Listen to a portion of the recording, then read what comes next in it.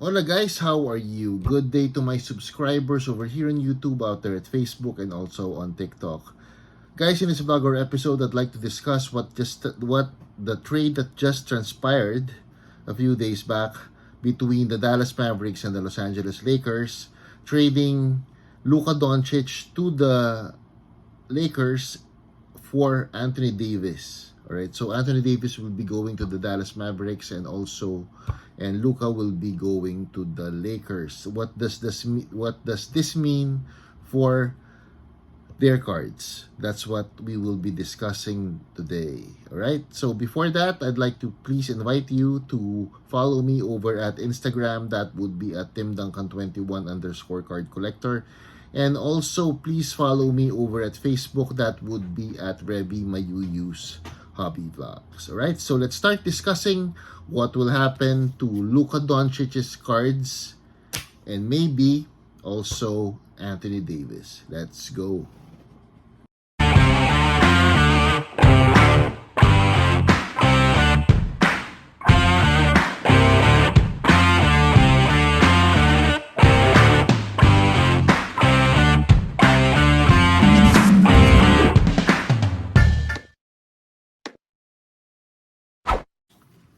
So guys, what is my take on what happened to the trade?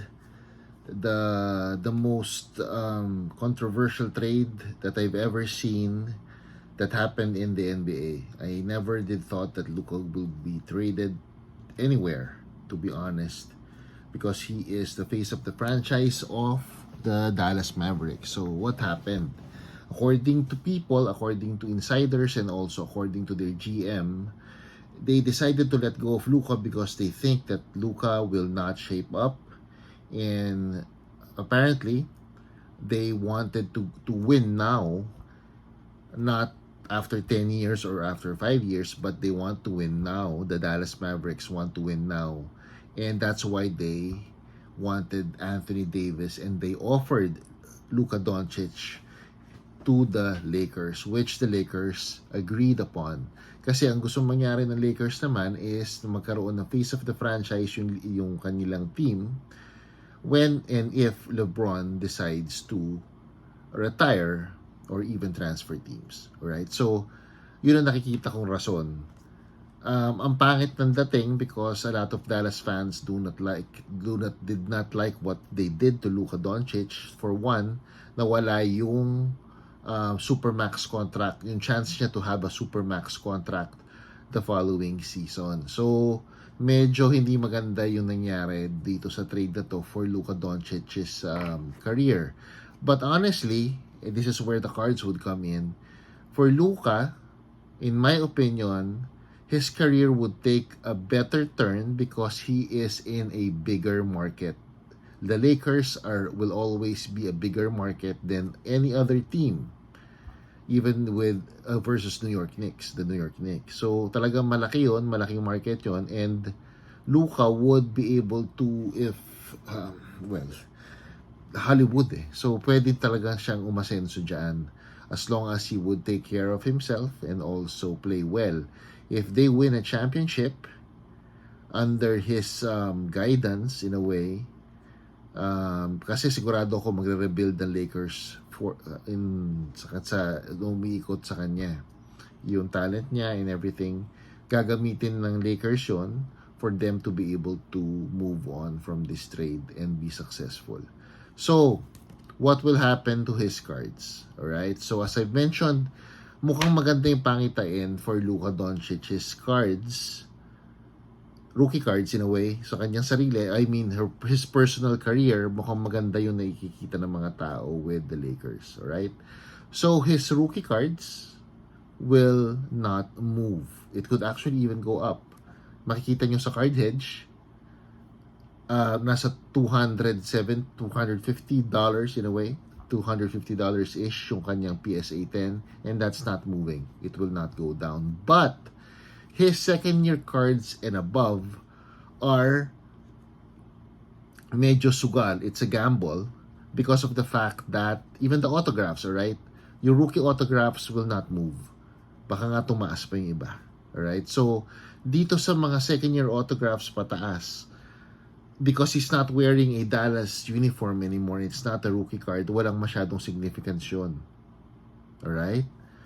Yun ang difference between him and Anthony Davis. Ang Anthony Davis na to, ang PSA 10 nito, is being sold around $100 for now. And it hasn't really moved. Alright? Ganun pa rin. Siguro dahil big man or so. But, maganda rin ang nangyari sa trade na yon because the Dallas Mavericks now have a true, in a way, a big stretch four in a way, na kailangan nila and who plays defense. So, malaking bagay si Anthony Davis yung even though nawala si Luka Doncic. For one, Kyrie Irving and Luka Doncic, though they coexist, and they went to the finals last year, ang effectiveness nila hindi kamukha ng team up between Anthony Davis and Kyrie Irving because Kyrie and Luka are both ball dominant. So medyo ball dominant sila. Well, with Luka and LeBron, lalong ball dominant. So that's why a lot of pundits are saying that mukhang magre-retire na si LeBron. The Lakers are preparing for the retirement of LeBron James. Alright, that's why they got their franchise player. So dahil si Luka, iniisip ng tao na magiging franchise player of the most popular team in the NBA, ang feeling nila tataas ang mga rookie cards niya after all of this is said and done. Alright? When we see him play with the Lakers. Alright? Malapit-lapit na rin siguro yan. Makakapaglaro yan. But with Anthony Davis, his rookie cards are low because of the fact that he's a big man, plus the fact that he's wearing a New Orleans Pelicans. But, yun na talaga yung presyo niya ever since. So, hindi naman talaga ito bumaba or tumaas when he transferred to the Lakers, yung mga rookie cards. But yung mga second-year cards ni Anthony Davis pataas, mababa rin.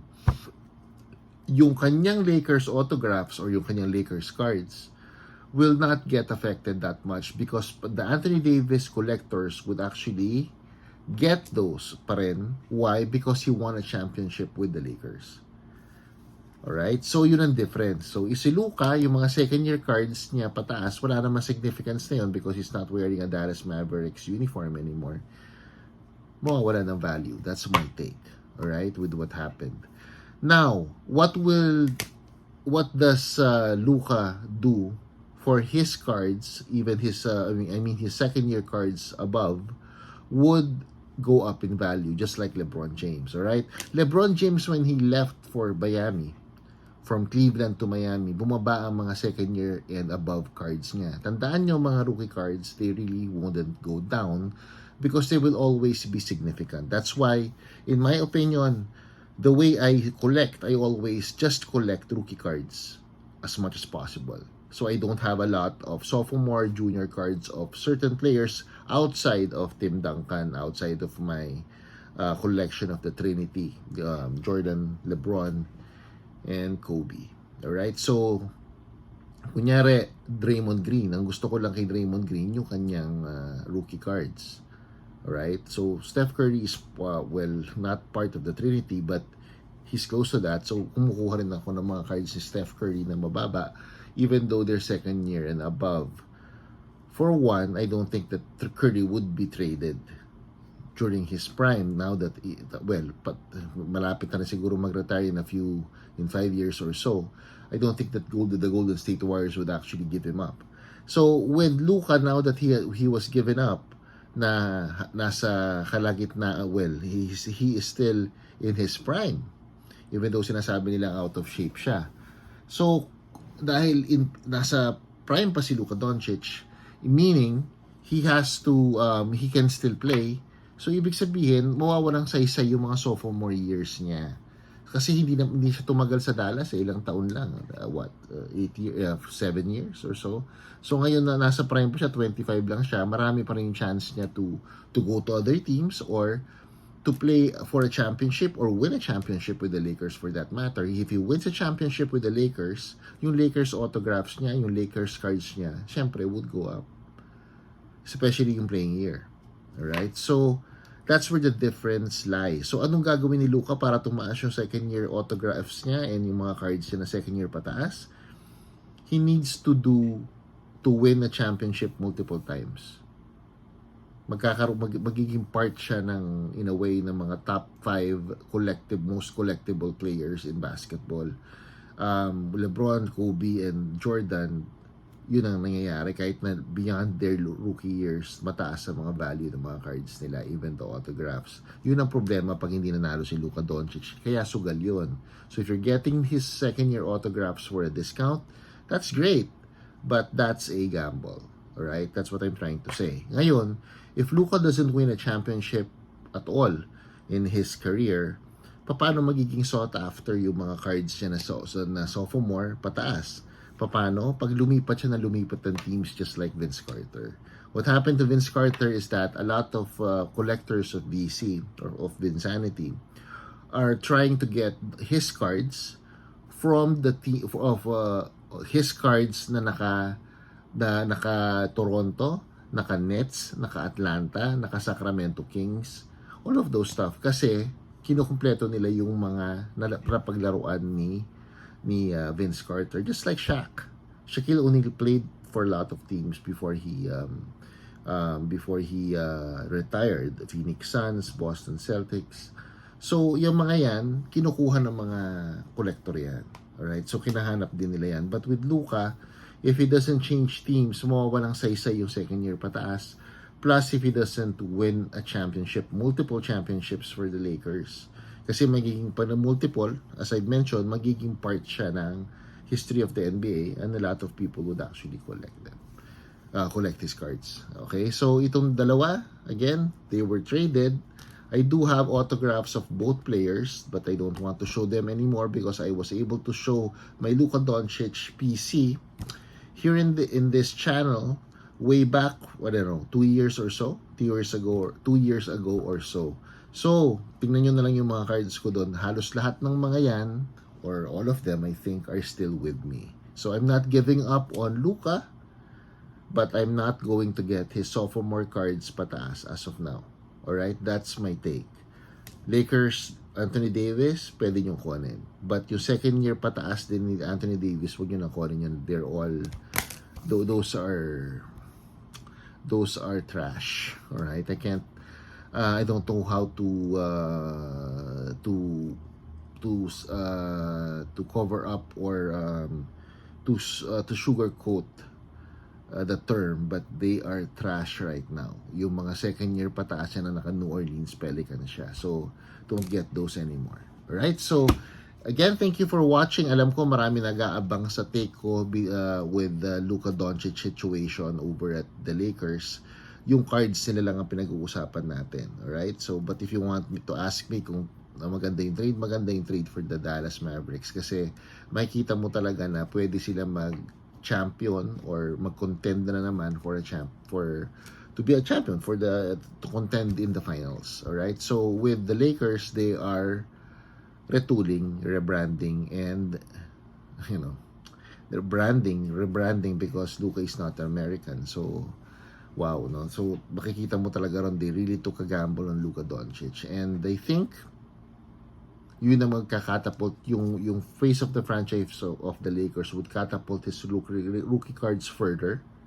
Status quo as of now, but I think these rookie cards have the potential to go up a little bit more. So, tingnan natin. Alright, so thank you very much for watching. And again, God bless, and please do subscribe to the channel and also follow me over at Instagram and Facebook. Thank you very much, and God bless.